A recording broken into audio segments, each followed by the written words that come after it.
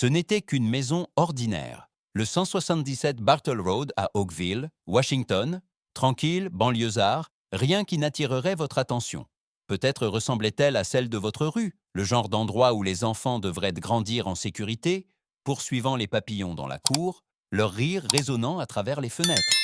Mais derrière ces murs, un secret s'envenimait.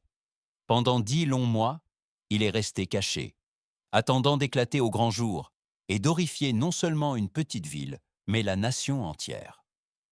Ce qui s'est passé à l'intérieur de cette maison nous force à remettre en question tout ce que nous pensions savoir sur la sécurité, la confiance et le système même conçu pour protéger les plus vulnérables d'entre nous. Comment une petite fille a-t-elle pu disparaître si complètement alors que le monde extérieur continuait de tourner comme si de rien n'était? Combien d'autres portes cachent des histoires comme celle-ci, avec des enfants souffrant en silence là où personne n'ose regarder? Ce n'est pas juste une autre histoire criminelle. C'est un miroir, nous forçant à affronter des vérités inconfortables sur la négligence, sur la complicité, sur le silence. Ce soir, nous retraçons chaque étape, des brefs instants de joie aux dernières ombres de la disparition, afin que la mémoire d'un enfant ne soit pas engloutie par les ténèbres.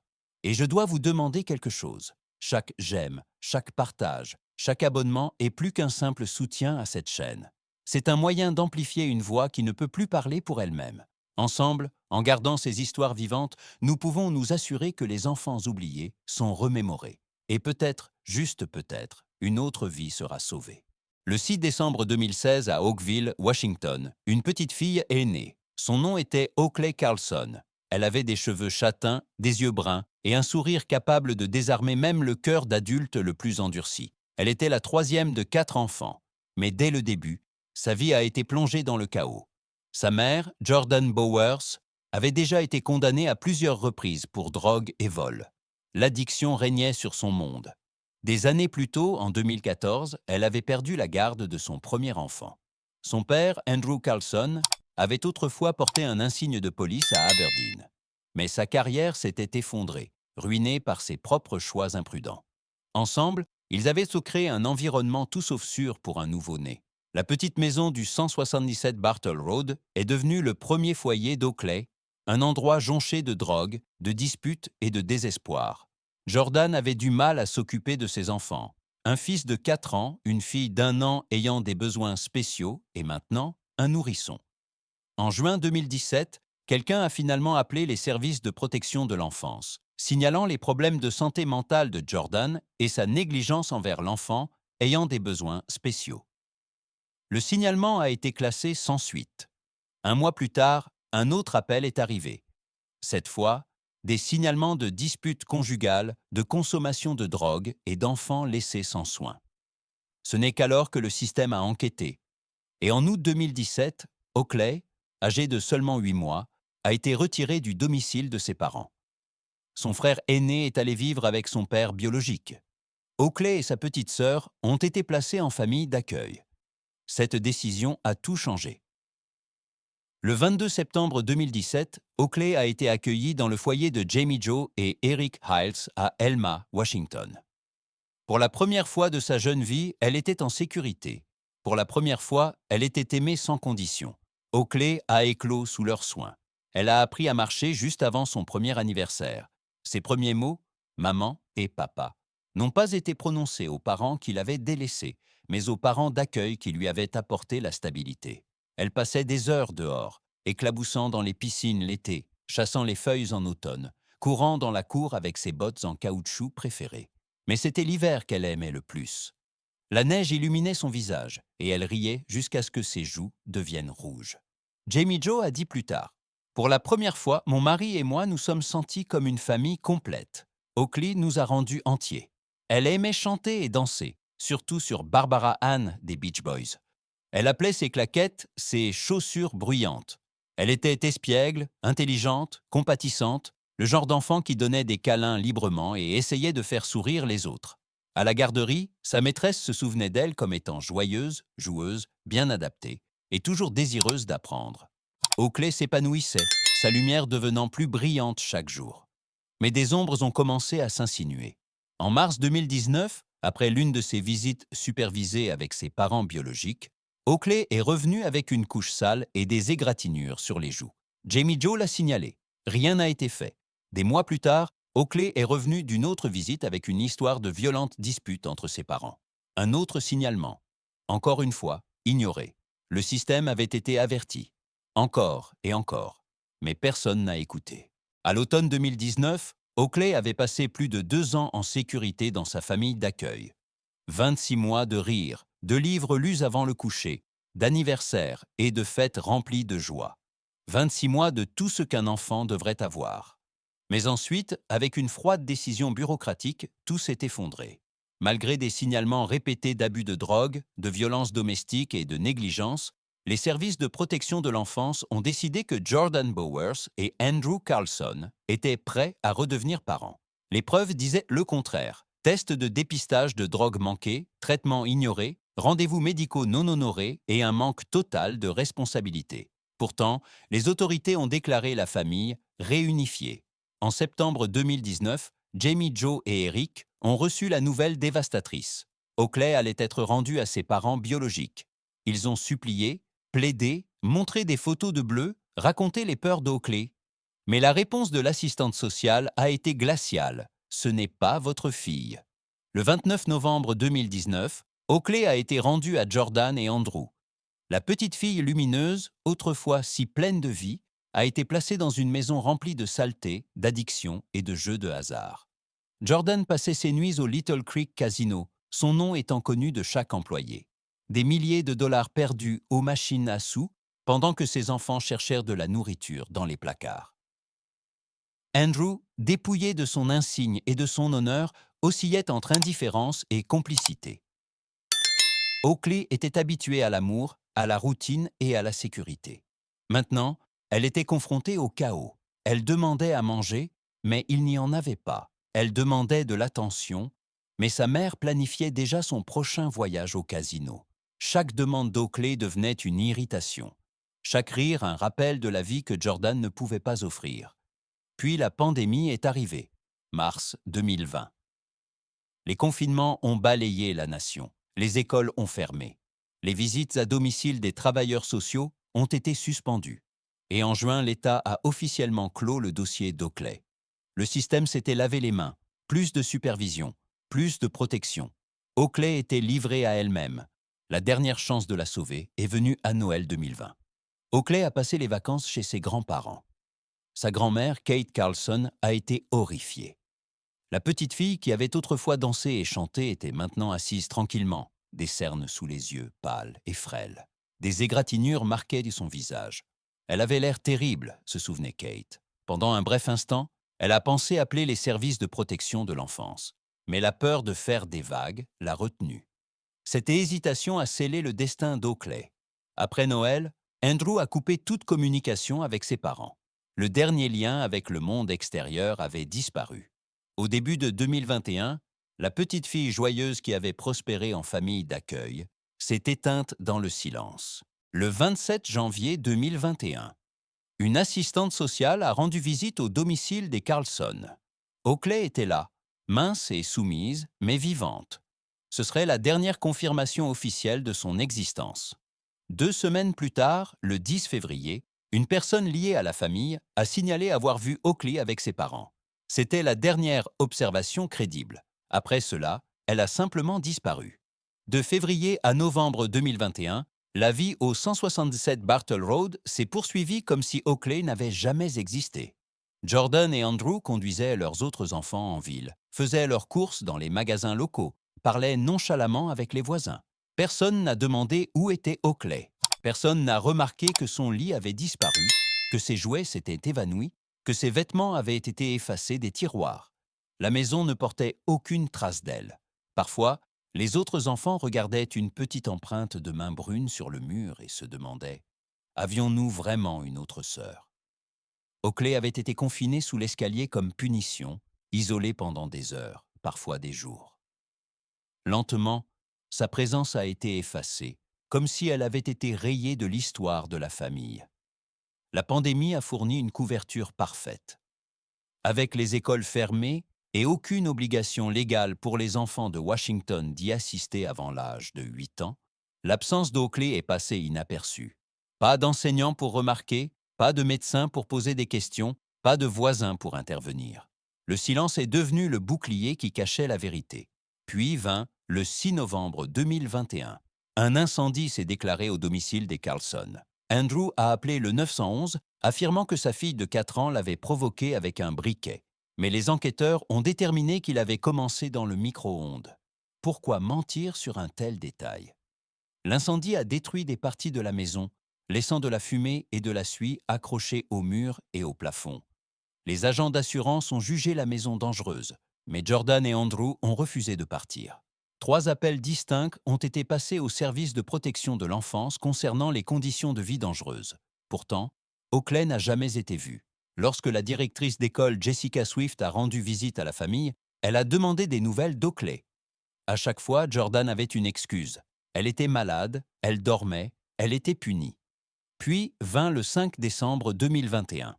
La veille du 5e anniversaire d'Oakley, la fille de Swift jouait avec la sœur d'Oakley. Elle a demandé « Où est Oakley ?»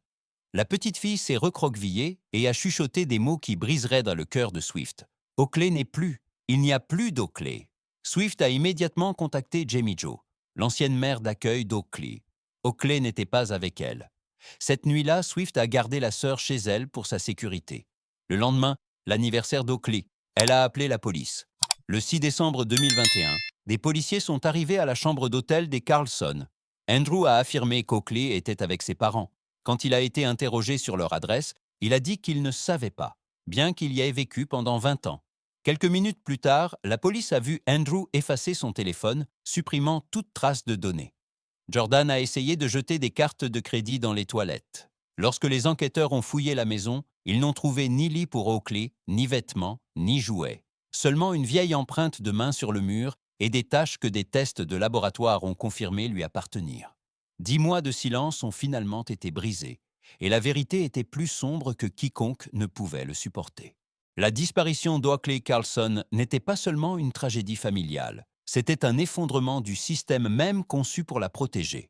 11 signalements distincts avaient été faits au service de protection de l'enfance. 11 cris à l'aide. La plupart ont été ignorés, classés sans suite ou perdus dans la paperasse. Lorsque le moment est venu de décider du sort d'Oakley, les fonctionnaires ont ignoré tous les signaux d'alarme. Tests de dépistage de drogue manqués, traitements non suivis, ecchymose visible. Ils ont choisi la réunification plutôt que la réalité. En juin 2020, son dossier a été officiellement clos. Le gouvernement s'est lavé les mains et avec cette décision, la dernière planche de salut d'Oakley a été coupée. Comment la sécurité d'un enfant pouvait-elle être mise en balance avec la bureaucratie? Comment tant d'adultes, des professionnels assermentés pour protéger les enfants, pouvaient-ils s'en aller? Même après sa disparition, le système judiciaire a trébuché. Jordan Bowers et Andrew Carlson ont été inculpés, mais pas pour la disparition d'Oakley. Au lieu de cela, ils ont été reconnus coupables d'avoir privé un autre enfant de médicaments vitaux. Jordan a été condamné à 20 mois de prison pour être de nouveau arrêté pour vol d'identité dès sa libération. Andrew a plaidé coupable de mise en danger d'enfant, a purgé une courte peine et a été libéré. Aucun des deux n'a jamais été inculpé en lien direct avec le destin d'Oakley. Pendant ce temps, ceux qui aimaient vraiment Oakley ont refusé de rester silencieux.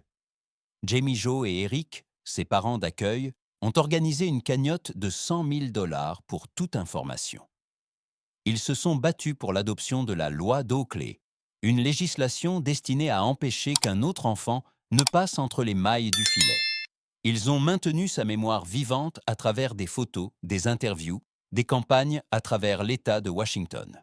En juillet 2025, des panneaux d'affichage numérique ont illuminé les autoroutes avec le visage d'Oakley.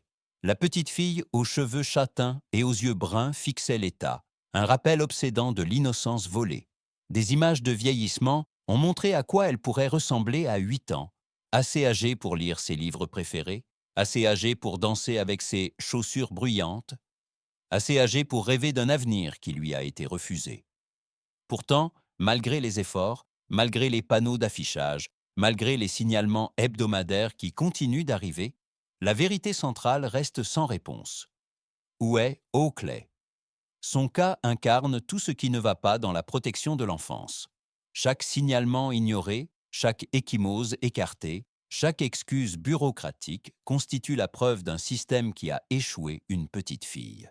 Et pourtant, dans le cœur de ceux qui l'aimaient, Oakley n'est pas oubliée. Elle est devenue un symbole, non seulement de perte, mais du combat pour chaque autre enfant risquant d'être effacé. La disparition d'Oakley Carlson a laissé derrière elle un silence qui résonne encore. Une petite fille effacée, un système exposé et une famille de parents d'accueil contrainte de s'accrocher aux souvenirs plutôt qu'aux étapes importantes. Mais l'histoire d'Oakley n'est pas la seule. À travers l'Amérique, il y a d'autres noms, d'autres visages, d'autres enfants dont les vies ont été volées bien avant qu'elles ne puissent réellement commencer. L'un de ces noms est Sophia Acasta. Son histoire ne concerne pas un enfant qui a disparu dans le mystère, mais un enfant dont les dernières heures ont révélé une cruauté indicible. Si le cas d'Oakley nous a montré comment le silence peut détruire, le cas de Sophia nous a montré ce qui se passe quand un monstre est accueilli au sein d'un foyer. Mai 2011. En Californie, une journée ensoleillée en famille au parc s'est transformée en l'un des cauchemars les plus sombres imaginables. Une fillette de 3 ans, pleine de vie, a été brutalement attaquée par l'homme même que sa mère avait cru pouvoir faire vivre sous le même toit. Ce qui est arrivé à Sophia a stupéfié même les médecins et les policiers les plus aguerris. La question demeure, combien d'occasions de la sauver ont été manquées? Combien de signes avant-coureurs ont été ignorés? Et comment l'innocence d'un enfant a-t-elle pu être détruite en moins d'une seule journée? Le 5 février 2008, dans la petite ville d'Exeter, Californie, Sophia Maria Acasta est née. Ses parents, Erika Smith et Obi Acasta, étaient jeunes et pleins d'espoir. Obi travaillait de longues heures comme chauffeur de camion, tandis qu'Erika restait à la maison avec leur fille. Sophia était une enfant calme, douce, un rayon de lumière dans leur modeste foyer. Un an plus tard, en août 2009, la petite sœur de Sophia, Alexa, est née. Le lien entre les deux filles fut instantané et incassable. Sophia a embrassé son rôle de grande sœur, partageant des jouets, se précipitant pour réconforter Alexa quand elle pleurait, la protégeant de la seule manière qu'un tout petit pouvait. La famille décrivait Sophia comme une enfant solaire, quelqu'un dont la simple présence apportait de la joie. Mais derrière les moments de rire, la vie se délitait. En 2010, Erika et Obi s'étaient séparés. Obi s'est éloigné de 40 miles, les visites avec ses filles sont devenues rares, et Erika s'est retrouvée seule avec 2 petits-enfants. Elle s'est beaucoup appuyée sur ses grands-parents pour le soutien. Et puis, dans ce foyer fragile, une nouvelle figure est apparue. En septembre 2010, Christopher Cherry, 19 ans, a emménagé avec Erika. C'était un héroïnomane avec un passé criminel, mais Erika, elle-même âgée de seulement 23 ans, croyait pouvoir le sauver. Elle pensait que l'amour et la patience pourraient guérir son addiction. Au lieu de cela, elle a invité un prédateur dans sa maison. Dès l'arrivée de Christopher, le monde de Sophia a changé. La petite fille pétillante a cessé de rendre visite à son arrière-grand-mère tous les jours. Elle est devenue renfermée, anxieuse, effrayée. Les babysitters ont remarqué des bleus.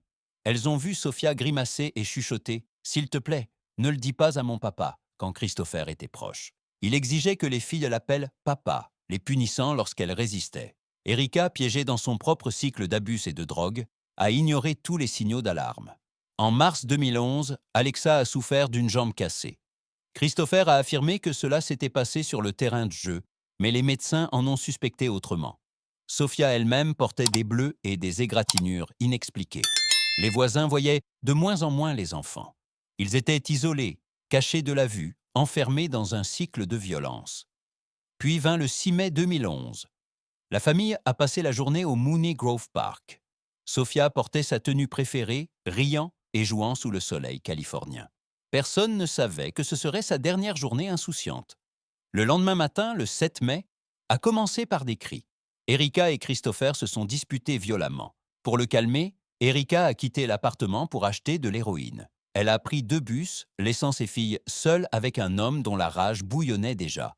À midi, elle est revenue. Ensemble, elle et Christopher ont consommé de la drogue. Ensuite, Christopher a donné à Sophia un sandwich au beurre de cacahuète et à la confiture, puis a emmené les deux filles à l'étage pour une sieste. Erika s'est effondrée dans son propre lit, et dans ce silence, les impulsions les plus sombres de Christopher ont pris le contrôle. Il a agressé Sophia. Quand elle a résisté, il a frappé son petit corps, la rendant inconsciente. Pourtant, il a continué, sa violence s'intensifiant jusqu'à ce que sa frêle silhouette ne puisse plus l'endurer. S'étouffant, vomissant, couverte de bleu, Sophia a chuchoté le nom de sa mère. Christopher a réalisé qu'elle pourrait le dénoncer. Cela a scellé son destin. Il lui a cogné la tête contre le sol encore et encore.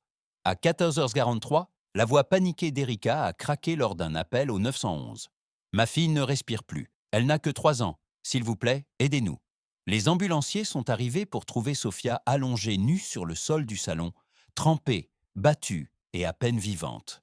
Elle a été transportée d'urgence à l'hôpital. Les médecins ont pleuré en voyant ce qu'ils ont vu. Des bleus sur tout son corps, des saignements aux yeux, à la bouche et aux organes génitaux. Même des professionnels aguerris ayant vu des décennies d'abus ont déclaré n'avoir jamais été témoins de blessures comme les siennes. Sophia s'est battue pendant 4 jours sous assistance respiratoire. Le 11 mai 2011 à 19h20, son père Obi lui tenant la main, les machines ont été éteintes. Elle avait 3 ans, 2 mois et 6 jours. L'autopsie a confirmé l'impensable, de multiples traumatismes contondants, des agressions sexuelles et des tortures. Sophia avait été brutalisée d'une manière qu'aucun enfant ne devrait jamais endurer. Pendant un mois, Christopher a erré en toute liberté. Il a même donné des interviews racontant des mensonges sur la façon dont Sophia était tombée de son lit. Mais les preuves étaient accablantes. En juin 2011, il a été inculpé de meurtre, de torture et d'agression sexuelle. Des années plus tard, en 2016, lorsque le procès a finalement commencé, les détails ont stupéfié le tribunal. Babysitters, voisins et même Erika elle-même ont admis avoir vu des signes avant-coureurs. Pourtant, personne ne l'avait arrêté.